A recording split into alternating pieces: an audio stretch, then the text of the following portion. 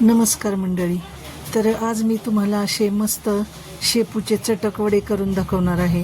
तर शेपू ही खूप पौष्टिक असते आणि आपले पचनक्रिया व्यवस्थित राहण्यासाठी शेपू खूप चांगली असते. तर पण बऱ्याच लोकांना, लहान मुलांना ही शेपूची भाजी आवडत नाही. तर ही या पद्धतीने जर तुम्ही वडे केले तर अशा पावसाळी वातावरणात, तर बाहेर असा छान पाऊस पडतोय आणि अशा पावसाळी वातावरणात जर आपल्याला काही छान असं खायचं म्हटलं तर आपण हे वडे केले तर खूपच आवडीने सगळे खातील. तर हे वडे खूपच पौष्टिक असतात. तर शेपू आणि डाळी घातल्यामुळं प्रोटीनचं प्रमाण आणि खूप कमी तेल लागतं या वड्यांना. तर अगदी पौष्टिक असे हे शेपूचे वडे तयार होतात. तर तुम्ही नक्की पहा करून. तर त्यासाठी आता काय काय तर लागणार आहे. तर हे एक जुडी शेपू निवडून घेतलेली आहे आणि आता त्यासाठी आता वाटण्यासाठी आपण हिरवी मिरची, लसूण, 1 चमचा धना पावडर, 1 चमचा ओवा, 1 चमचा जिरं आणि 1 मोठा चमचा बडीशेप असं घेतलेलं आहे. आणि इकडे 1 वाटी हरभरा डाळ आणि 1 मध्यम आकाराची वाटी मूग डाळ असं दोन्ही समप्रमाणात भिजवलेलं आहे. तर आता हे वाटण आपण तयार करून घेतलेलं आहे आणि त्यानंतर आता भाजी आपण बारीक चिरून घ्यायची आहे. तर मला काही सुरीने कापता येत नाही, त्यामुळे मी विळीवरच कापत असते भाज्या. तर त्या भाज्या मी आता मस्त अशा कापून घेतलेल्या आहेत आणि इकडे बागेत पहा किती सुंदर असे गुलाबाला पहिल्यांदाच फुल आलेलं आहे आणि इकडे मोगरा पण फुलला आहे आणि इकडचं हे निळं जास्वंद तर खूपच सुंदर दिसत होतं. तर खिडकीतून मला ही सगळी फुलं दिसतात. तर भाज्या चिरता चिरता मी ते निहाळत होते फुलं.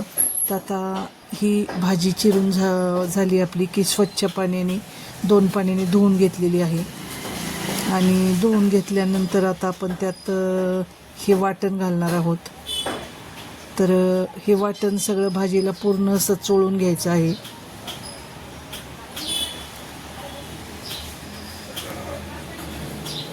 तर या किचनच्या खिडकीतून मला ही सुंदर अशी फुलं दिसतात. तर आता हे जे वाटण आहे तर ते सगळं व्यवस्थित आपण चोळून घेतलेलं आहे. तर त्यात आता चवीनुसार मीठ घालायचं आहे, हळद घालायची आहे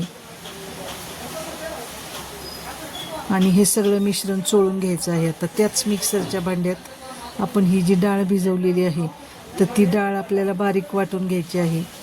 तर आता ही अशा पद्धतीने डाळ पाणी न घालता वाटून घेतलेली आहे. आता हे सगळं मिश्रण आपल्याला एकजीव करायचं आहे.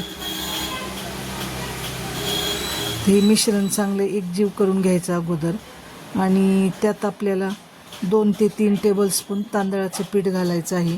तांदळाच्या पिठामुळे वडे खूपच क्रंची आणि असे छान होतात, कुरकुरीत एकदम. तर तांदळाचं पीठ आता घातलेलं आहे 2 ते 3 चमचे आणि आपल्याला हिरवी मिरची आपण घातलेलीच आहे. तर थोडी चव येण्यासाठी आपण यात लाल तिखट घालणार आहोत. पण लाल तिखटाचं प्रमाण अंदाजे तुमच्या, की आपण हिरवी मिरची पण घातलेली आहे अंदाजे थोडंसंच घालायचं. त्यानंतर हाताला थोडंसं पाणी लावून असं मस्त असे वडे थापून घ्यायचे, याचे चपटे वडे या पिठाचे. आणि नंतर त्या वड्यांना आपण वरून तीळ लावणार आहोत. तर तीळ लावल्यामुळं हे वडे खूपच सुंदर दिसतात. तर असं दोन्ही बाजूने याला आपण तीळ लावून घेतलेले आहेत आणि आता तीळ लावल्यानंतर इकडे पॅनमध्ये मी तेल गरम करायला ठेवलेलं आहे. तर हे वडे असे तेलात सोडून छान असे मंद गॅसवर कुरकुरीत होईपर्यंत तळून घ्यायचे. तर अशा प्रकारे हे चटक वडे खूपच टेस्टी आणि हेल्दी होतात. तर अशा प्रकारे हे वडे तळून घेतो आहे आपण आणि अगदी कमी तेल शोषलं जातं.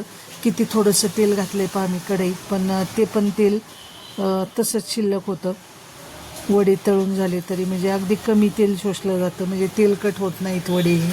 आणि डाळी आणि भाज्या हे सगळं आपण त्यात घातल्यामुळं हे खूपच पौष्टिक होतात लहान मुलांसाठी. तर खूप छान होतात हे. तर नक्की तुम्ही हे करून पहा आणि ही रेसिपी तुम्हाला कशी वाटली हे नक्की सांगा आणि अशाच नवनवीन रेसिपीसाठी आपल्या चॅनलला फॉलो करा. धन्यवाद.